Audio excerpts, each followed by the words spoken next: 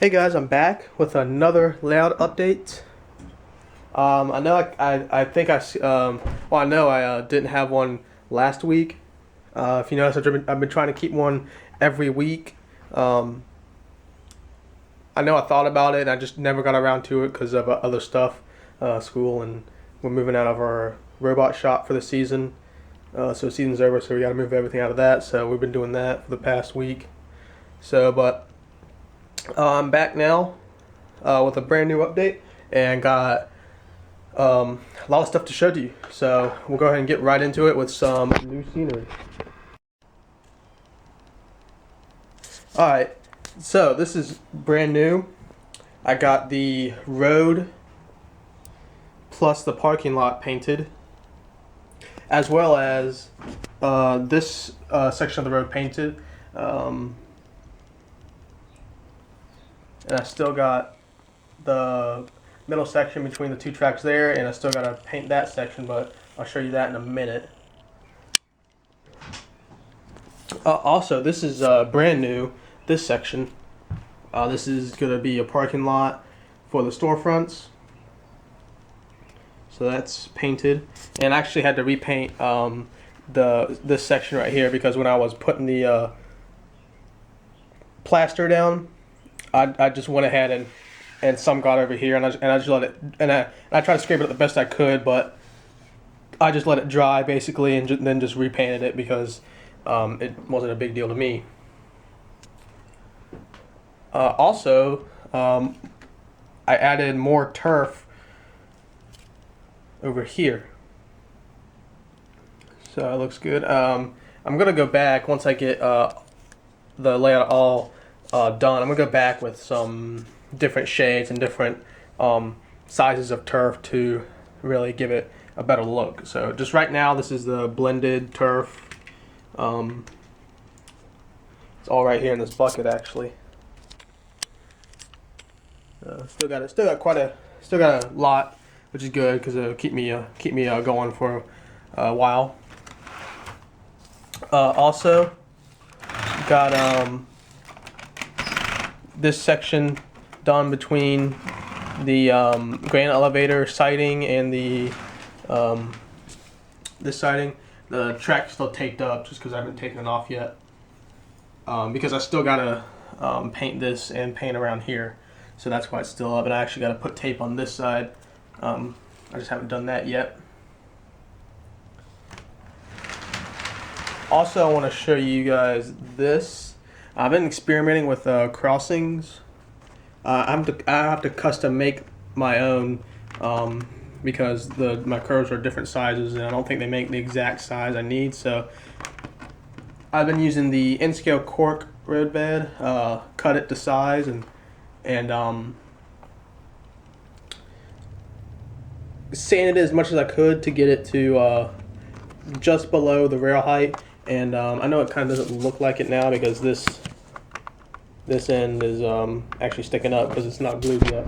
But the trains do travel over it as long as they don't have trip pins, which I'm going to end up cutting all mine off. So as long as they don't have the pins on them, they'll travel just fine. So eventually all mine will have those cut off because I don't use them. And actually I don't really know anyone that uses the magnetic pins, but yeah, see that it's still the pins hit it. So, and that's just I think because it's like I said, it's not glued down, it's still sticking up a little. So I'll give it a little more sanding and have to probably repaint it, but that's coming along great. Here's something else. I don't think I showed this Walthers. This is a Walthers oil loading platform. Wasn't that great of a kit actually. It was kind of hard because the pieces they didn't really give it it wasn't really that great of a instruction sheet. Like these, I don't even know what walkways. I think you have multiple of these loading platforms. You can put them side by side. They're supposed to fold up and down, but they didn't have the things cut to make it fold up and down, so I just had to glue them out like that, which is okay for me, and it looks decent from when you're standing over in the front of the layout. Also, this I somewhat finished this Lone Star kit. The deck has since coming unglued, so I have to re-glue that if it completely comes off, but for now it's holding. I'm not really, for my first Lone Star kit, yeah, it wasn't really that great. It said that the parts and and on the instructions were numbered at the beginning of the instruction sheet, but no, the parts weren't numbered, and the parts diagram on the sheet was not numbered. So it's kind of hard getting the figuring out which parts go where once you got into the little details. But I did get basically the main stuff over there. I got the landing gear and the deck and the headboard. No mud flaps because I don't think they came with mud flaps. But it looks decent when you got it with a truck. And obviously a wood load looks good on it.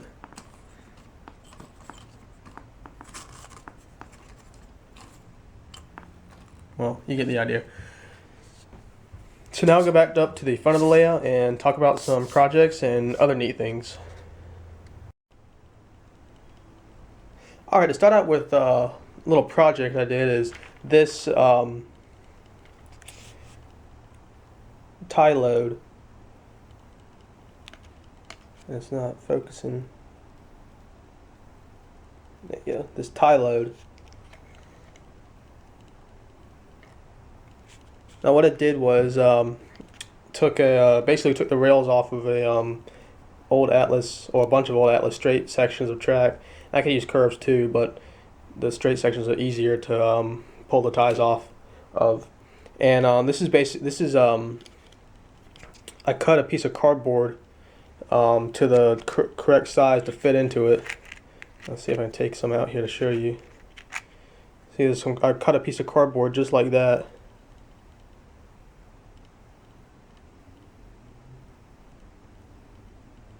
You see it right there. Paint it black so it kind of gives it a little depth if the ties don't perfectly line up. And also the ties aren't permanently glued in there because I want to get some actual scale ties without these molded on whatever these things are. I think it's supposed to represent spikes. And I mean, they look good from a distance, but when you take up close shots of an excavator on it, which is what I'm mostly be doing, just like this. So now that.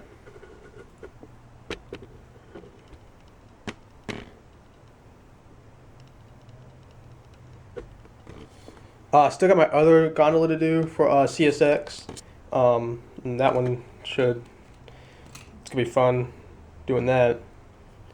The longest part was obviously cutting out the ties, but this is just for a test purpose, so it's perfectly fine doing it.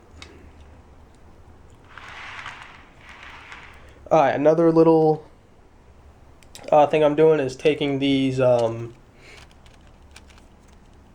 actually the rails from the ties that I'm taking apart, and I'm cutting these down and making them look like steel beam loads for this bulkhead. So it's looking pretty good. It's actually giving some weight to this car because it's basically an all plastic car with plastic wheels still. It's giving it a lot of weight.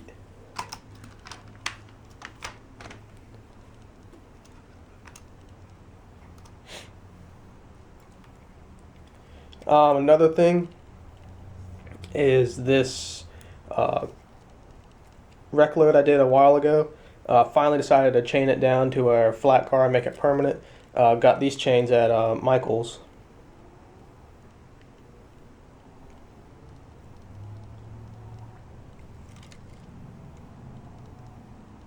So I think it turned out pretty good for my first chain down load. So I'm pretty happy with it.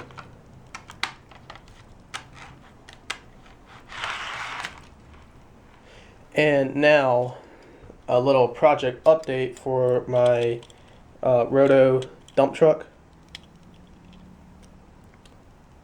is what I have so far. Got the grapple in place, and the bed works.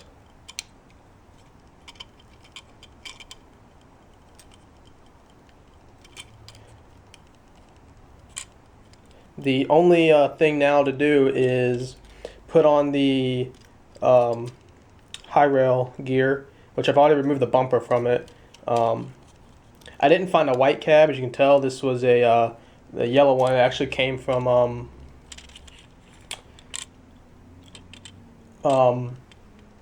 my yellow boom truck.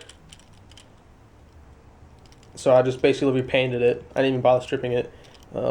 Just basically repainted it, and I put the cab that came with this on that. So now it has that type of cab on it.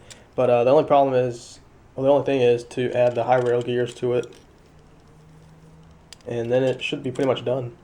I've already got the mounts made for the front and rear. The only problem is I'm having trouble gluing the axle and the N-scale wheels together. They just won't glue. So I would think of something.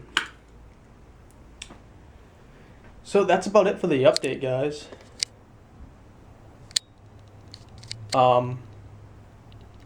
Rate, comment, subscribe, and one other thing is, I did get some people asking about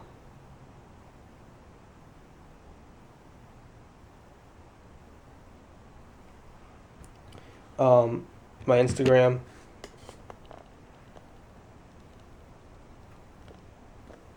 It is right here. Lucas610. I post a lot of my train stuff up here as well. And also, I do have a Facebook, but I don't really use it. I don't really post to it much, but I do have a group that I post to a lot that everyone should check out in Facebook if you have a Facebook.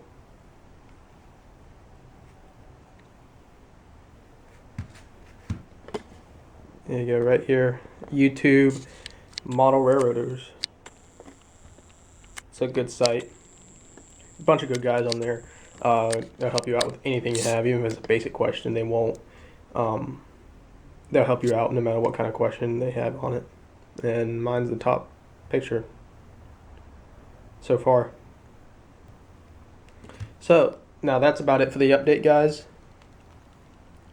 So rate, comment, subscribe, and keep coming back for more videos.